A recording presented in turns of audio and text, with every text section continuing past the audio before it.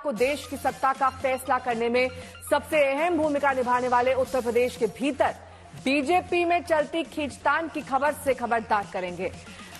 जहां कल कई बड़े बयान हार को लेकर सामने आए, यूपी के सीएम योगी ने माना कि पार्टी को अति आत्मविश्वास का खामियाजा भुगतना पड़ा है। बैठक में हार की समीक्षा के साथ साथ आगे की तैयारी पर विस्तार से चर्चा हुई और इस बीच केशव प्रसाद मौर्य ने कहा कि संगठन सरकार से बड़ा है। जेपी नड्डा ने भी कहा कि चिंतन की जरूरत है। दयाशंकर सिंह ने कहा कि हम जमीनी हालात को नहीं समझ पाए, सरकार और संगठन के बीच खींचतान के संकेत मिले।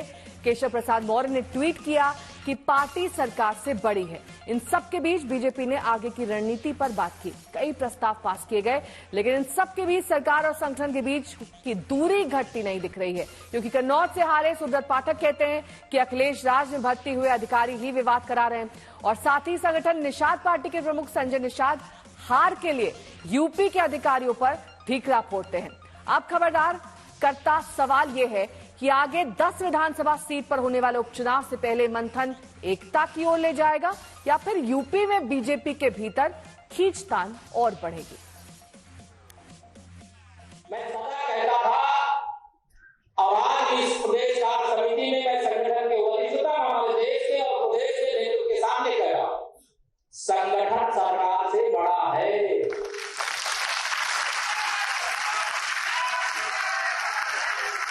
संगठन से बड़ा कोई नहीं होता है। संगठन सरकार से बड़ा है, बड़ा था, बड़ा रहेगा। और वह अति आत्मविश्वास कहीं न कहीं हम लोगों को जहां चोट पहुंचाने में, उस विश्वास पर खरा उतरने में, उन अपेक्षाओं पर खरा उतरने में, जहां कहीं न कहीं उस विश्वास पर कहीं न कहीं चोट पहुंची, वहीं साथ ही साथ जिस विपक्ष ने चुनाव के पहले हिम्मत हार करके बैठ गया था, वो आज फिर से उछल कूद करने का कार्य कर रहा है। 1500 पार्टियां हैं देश में, छोटी और बड़ी मिला के 1500 पार्टी। किसी भी पार्टी में आंतरिक प्रजातंत्र नहीं है।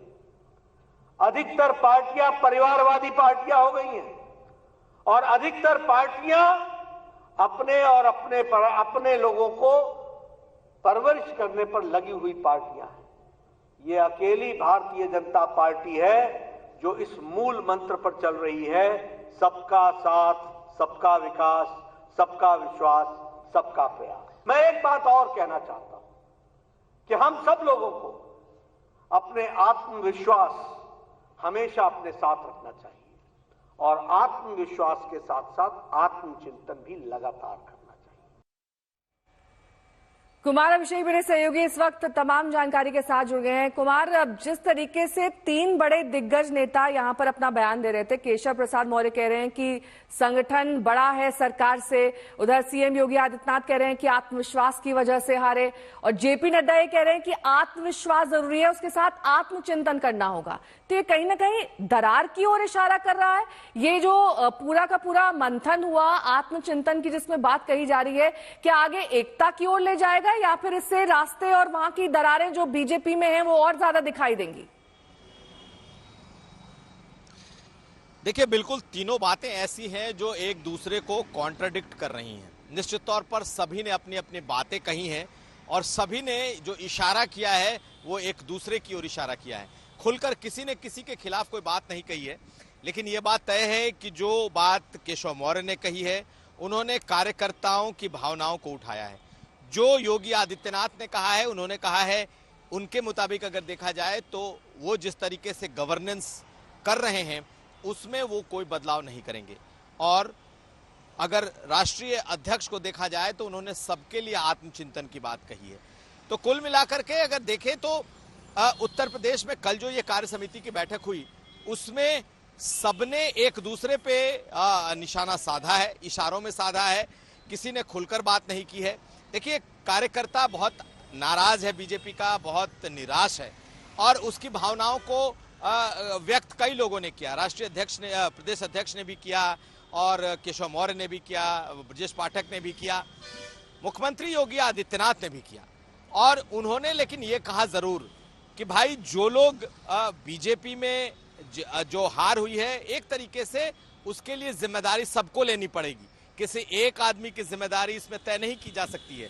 उनका कहना था कि अगर खरोंच आई है तो खरोंच सबको फिर आएगी, आगे इसके लिए ध्यान रखना पड़ेगा और बैकफुट पर कोई ना जाए। उन्होंने साफ साफ ये लाइन कही कि कार्यकर्ता हो या कोई भी हो बैकफुट पर ना जाए, इसका मतलब वो भी बैकफुट पर नहीं जाएंगे। लेकिन आत्मचिंतन की बात और कार्यकर्ताओं को साथ लेने की बात कही है। बने रहिए हमारे साथ। कुमार अभिषेक, मैं आपके पास लौटूंगी क्योंकि बीजेपी ये कह रही है कि अब मिलकर चुनाव लड़ना होगा, उपचुनाव को भी जीतेंगे, लेकिन इस सबके बीच बयानबाजी नेताओं की थम नहीं रही है।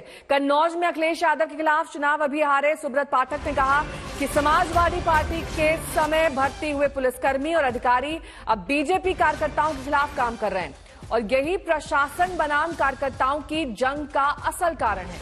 हारे हुए सुब्रत पाठक का कन्नौज चुनाव के दौरान स्थानीय प्रशासन की कई जगह विवाद सामने आया था। वहीं सुब्रत पाठक अब अखिलेश राज में भर्ती अधिकारी पुलिसकर्मियों पर ठीकरा फोड़ रहे हैं और कह रहे हैं कि वही अधिकारी जानबूझकर ऐसी स्थिति पैदा करना चाहते हैं जहां संगठन और सरकार आमने सामने खड़े हो जाएं। समाजवादी पार्टी के शासन में चाहे 2003 से उनकी जो सरकार रही, फिर 2012 से जो उनकी सरकार रही, तो उनके शासनकाल में जिस प्रकार से नियमों के विरुद्ध और नियमों को तोड़ते हुए लोगों को उपकृत करने के लिए जिस प्रकार से भर्तियों में खासकर निचले स्तर की और ऊपर वाली भर्तियां भी प्रभावित की गई कहीं ना कहीं, तो कुल मिलाकर एक बड़े तादाद में अपने लोगों को भर दिया। आज पुलिस में भी वो लोग हैं, आज वो नीचे राजस्व में भी वो लोग हैं। वो जानबूझकर कहीं ना कहीं इस प्रकार से कि सरकार की छवि खराब हो और भारतीय जनता पार्टी के कार्यकर्ता का उत्साह ढीला हो और उसका उत्पीड़न करते हैं। कुमार अभिषेक मेरे सहयोगी इस वक्त जुड़े हुए हैं तमाम जानकारी के साथ। कुमार अभिषेक, सुब्रत पाठक जो दावा कर रहे हैं उस दावे में कितना दम है? क्या वाकई इस तरह से भर्तियां की गई हैं कि बीजेपी को चोट पहुंचाई जा सके, नुकसान पहुंचे और इसका असर भी चुनाव में पड़ा? देखिए, ये तो ठीकरा फोड़ने की कोशिश है। बीजेपी हारी है तो कहीं ना कहीं जो कार्यकर्ताओं का एक भड़ास है वो निकलेगा, जो अधिकारियों पर निकल भी रहा है। और आप देखेंगी तो थाने से लेकर तहसील तक और अधिकारियों तक की बात की जा रही है कि इन लोगों ने बीजेपी कार्यकर्ताओं को नहीं सुना। बीजेपी कार्यकर्ताओं को जो एडमिनिस्ट्रेशन के सामने जगह जगह बेइज्जत होना पड़ा, इस वजह से निराशा हुई और ये बड़ी वजह है कार्यकर्ताओं के शांत हो जाने की, कार्यकर्ताओं के इनएक्टिव हो जाने की। लेकिन आप देखें तो अगर सुब्रत पाठक हारे हैं तो उनके सामने अखिलेश यादव थे। रही बात पूरे प्रदेश में, तो निश्चित तौर पर अधिकारियों को लेकर के सवाल कई लोगों ने उठाए हैं। ऐसा नहीं कि सुब्रत पाठक कोई पहली बार सवाल उठा रहे हैं। बीजेपी के बहुत सारे कार्यकर्ताओं, नेताओं, यहां तक कि बड़े बड़े नेताओं ने ये सवाल उठाए हैं। ऐसी स्थिति में ये एक पॉइंट है कि हाँ, कार्यकर्ताओं की अनदेखी की गई है, खास करके थानों से लेकर तहसीलों तक। लेकिन जिस तरीके से कार्यकर्ता निराश हुआ, जिस तरीके से इनके पॉलिटिकल इनका जो राजनीतिक प्रस्ताव आया, उसमें कार्यकर्ताओं की निराशा की कोई बात ही नहीं की गई। उसमें जो बात की गई है वो ये है कि संविधान बदलने की बात, आरक्षण खत्म करने की बात, राहुल गांधी के 8,500 रुपए के का जो एक दिया गया कि हर को खटाखट भेजा जाएगा। तो सिर्फ 3 मुद्दे इन्होंने अपने राजनीतिक प्रस्ताव में रखे हैं हार की वजह। बाकी तमाम जो नेता हैं वो अलग अलग तरीके से अपनी बातें कह रहे हैं। लेकिन हाँ, इतना जरूर है कि बीजेपी में इस वक्त 2 खेमेबाजी साफ साफ दिखाई दे रही है। और आप देखेंगे तो संजय निषाद आज उन्होंने ठीक है, मैं लौटूंगी इस सवाल का भी जवाब लेंगे, लेकिन पहले दिखा देते हैं अपने दर्शकों को। यूपी में जो पहले मंत्री पद पाने के लिए चुपचाप रहे, वो भी अब यूपी में बीजेपी की सीट घटने पर सीधे तौर पर सवाल उठा रहे हैं। जैसे कि निषाद पार्टी के संजय निषाद, जिनका अपना बेटा इस बार लोकसभा चुनाव हारा है, अब संजय निषाद ये कह रहे हैं कि संगठन हमेशा सरकार से बड़ा होता है और एनडीए की हार के लिए संजय निषाद प्रशासन पर ठीकरा फोड़ रहे हैं। मंत्री संजय निषाद कहते हैं कि कई अधिकारी ऐसे हैं जो अंदर से हाथी और साइकिल वाले, यानी संजय निषाद के मुताबिक कई अधिकारी मायावती और अखिलेश यादव के समर्थक हैं जो एनडीए को चुनाव हरवा रहे हैं। इसके बाद संजय निषाद ने यूपी सरकार में बुलडोजर वाली कार्रवाई पर सवाल उठाए और कहा कि आप बुलडोजर चलाएंगे तो क्या जनता वोट करेगी?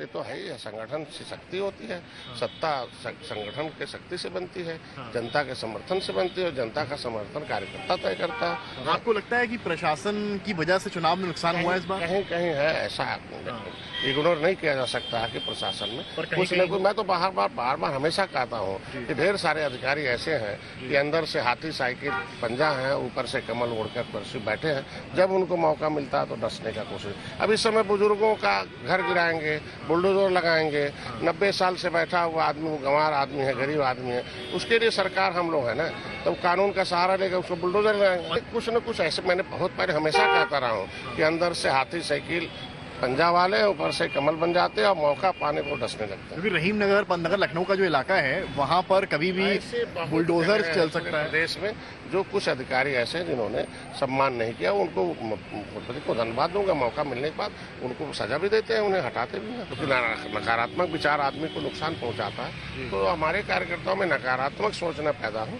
इसलिए हमेशा मंत्री ने कहा नहीं, कुछ जगहों पर ऐसा है कि जहाँ अधिकारी कार्यकर्ताओं के बीच का सामंजस्य नहीं है, अधिकारी उसको सम्मान नहीं देता है, तो उसको भी वो भी है। हर जगह अलग अलग तरीके का।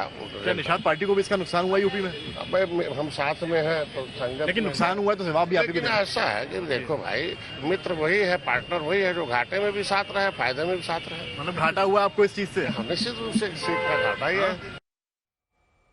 कुमार अभिषेक में सहयोगी जुड़ गए हैं तमाम जानकारी के साथ। कुमार अभिषेक, देखिए संजय निषाद के बेटे की हार तो हुई है, लेकिन हार का ठीकरा ये फोड़कर कहना कि अंदर से सब पंजा, साइकिल और हाथी हैं, ऊपर से कमल हैं, इन सब बातों से अब क्या लाभ है? आगे की रणनीति पर चर्चा करनी चाहिए, लेकिन वो कह रहे हैं हम घाटे में भी साथ हैं और फायदे में भी साथ हैं, तो मतलब क्या है इसका? देखिए, एक बात तो है कि जितने नेता हैं सभी ने अपने परिवारों को ज्यादा तरजीह दी, उसका एक उन्हें नुकसान हुआ है, इसमें कोई दो राय नहीं। वो चाहे संजय निषाद हो, चाहे ओम प्रकाश राजभर हो, ये उन्हें नुकसान हुआ है। लेकिन जिस तरीके से एक माहौल बना है कि ये हार की वजह बहुत कारणों के अलावा एक कारण ये भी है कि कार्यकर्ताओं की उपेक्षा और कार्यकर्ताओं का प्रशासन के साथ जो तालमेल नहीं होना है, और खासकर जिस तरीके से थानों से लेकर तहसील तक जो कार्यकर्ताओं के साथ उत्पीड़न किया गया, ये तमाम सभी नेता ये कह रहे हैं।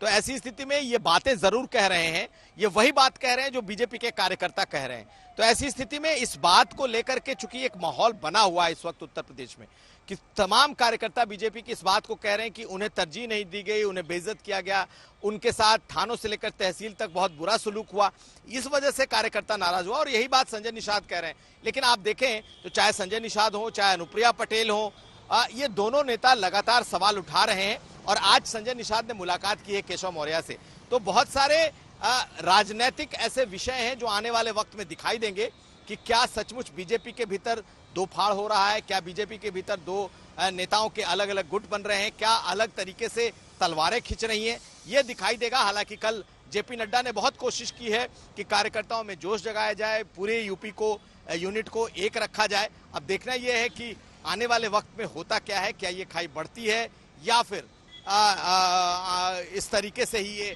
आगे भी चलता है। लेकिन 10 क्षेत्रों का जो उपचुनाव है विधानसभा का, वो बड़ा अहम है। जी ठीक है, बहुत बहुत शुक्रिया इस तमाम जानकारी के लिए आपका। तो यूपी बीजेपी के भीतर हार पर होते मंथन में यह भी कहा गया कि अखिलेश यादव की सियासत को बाद में कांग्रेस ही नुकसान कराएगी, और इसके बाद अब विपक्ष कह रहा है कि बीजेपी का अपना हाल गड़बड़ है तो दूसरों पर सवाल ना उठाएं। भारतीय जनता पार्टी में न सरकार में किसी की चल रही है और संगठन तो कुछ है ही नहीं है। निश्चित तौर से पूरी तरीके से ध्वस्त हो चुकी है व्यवस्था। फिर अभी मैंने देखा कि संजय निषाद उनके जो मंत्री हैं वो भी वही बात बोल रहे हैं जो पहले दो बोल चुके हैं। तो मुझे लगता है कि ये आपस में जबरदस्त तरीके से कंट्राडिक्टरी के चल रही है, आपस में विरोधाभास है और सरकार पूरी तरीके से मैं समझता हूँ फंस चुकी है। देखिए, सरकार संगठन से बड़ी नहीं होती है क्योंकि संगठन सरकार बनाता है, लेकिन ये लड़ाई संगठन और सरकार की नहीं है। ये लड़ाई है कि मुख्यमंत्री कौन बनेगा।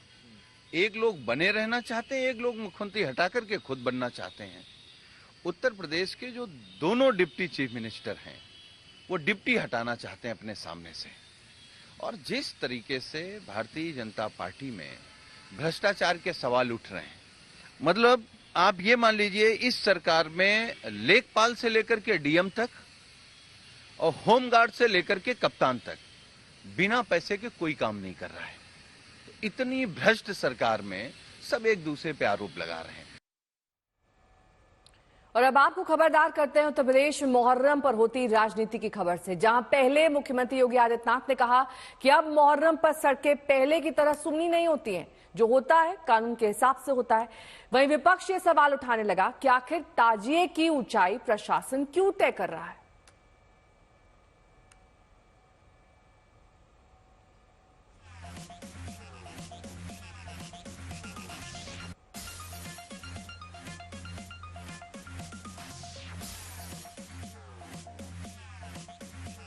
याद करिए, इसी मुहर्रम के समय में सड़कें खाली हो जाती थी, सूनी हो जाती थी। आज मुहर्रम आयोजित हो रहा है, इसका पता भी नहीं लग रहा है।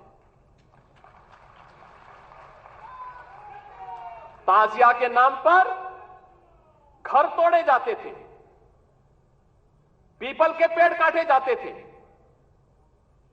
सड़कों के तार हटाए जाते थे, पुल तोड़ दिए जाते थे। आज कहा जाता है किसी गरीब की झोपड़ी नहीं हटेगी। आज कहा जाता है कोई तार नहीं हटेगा। देखिए, नकारात्मक राजनीति को लोकसभा के चुनाव में जनता ने नकारने का काम किया। ये पहली सरकार ऐसी है जो मंदिर मस्जिद, हिंदू मुसलमान, भजन कीर्तन, अजान जैसे मुद्दों पे राजनीति करती है। पहले त्यौहार होते थे हिंदू मुसलमान के, कभी कोई त्योहारों पे राजनीति नहीं होती थी। भारतीय जनता पार्टी ने त्योहार के नाम पे जो बिजली है उस पे राजनीति करने का काम किया। आज त्योहारों के नाम पे भारतीय जनता पार्टी राजनीति करती। हिंदू मुसलमान सिख ईसाई सब बहुत प्यार और मोहब्बत से, आपसी भाईचारे से पूरे देश में त्योहार एक साथ मिलकर मनाते आए हैं, मिलकर मनाते आ रहे हैं। लेकिन भारतीय जनता पार्टी वो केवल नकारात्मक राजनीति करती है। देखिए, ये मैं समझता हूँ कि मुख्यमंत्री की जो मानसिक है वो दिवालियापन है। मुख्यमंत्री को किसी भी वर्ग, जात के, धर्म के त्यौहार के बारे में नहीं बोलना चाहिए। आप सबके हैं, आप फिर वही बात करना चाहते हैं, फिर वही हिंदू मुसलमान पे ऊपर राजनीति कर जाना चाहते हैं। प्रदेश और देश की जनता ने इसको नकार दिया। पूरे देश के चुनाव में मोदी जी ने चलाया ना हिंदू मुसलमान कार्ड, कहाँ चला। इनकी सरकार के अंदर भी हमेशा तार करते आए हैं, तब क्यों नहीं इन्होंने इस चीज की वो ली कि तब। लेकिन अब आकर के जब इनका प्रदेश में बेड़ा गर्क हुआ है, सीटें कम हुई हैं, तो फिर से ये आपस में समाज के नाम पर आपस में वो कर करके बांट करके राजनीति करना चाहते हैं, जो गलत है।